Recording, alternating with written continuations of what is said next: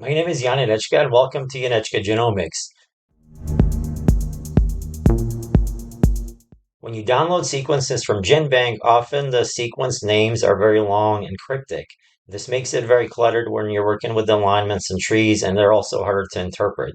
So today I'm going to show you some quick tips how I organize sequence names, keep track of all the information, and how to basically approach this in a way that produces nice clean trees while retaining all the information that you really need.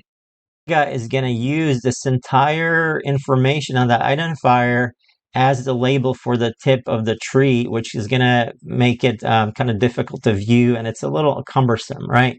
So before we actually build alignment, I like to kind of clean up and trim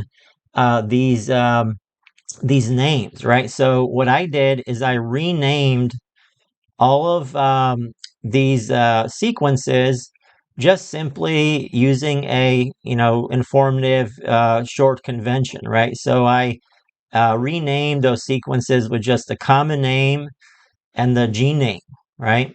And in sequence identifiers, avoid using spaces, right? So either use underscores or dashes, because sometimes if you have spaces in the names, it kind of causes issues downstream, right?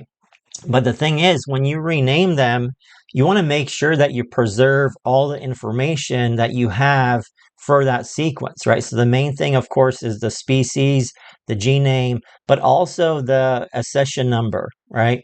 And the problem is if you don't include that information, when you go down line or, months later, you won't know where you got the sequence, right? And if you're handling other sequences, some of them that maybe you generated, some of them from different lab and so forth, it just gets really confusing, right? So stay organized and keep a table that maps all the information that you have for each of those sequences that you're analyzing, right? So I just created a CSV table that retains that info, right? So it has the name I'm using in the tip, the gene symbol, the gene name, the session number, scientific name, and the common name.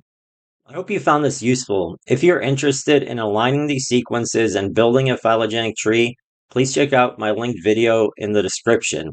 Thanks for watching and have a great day.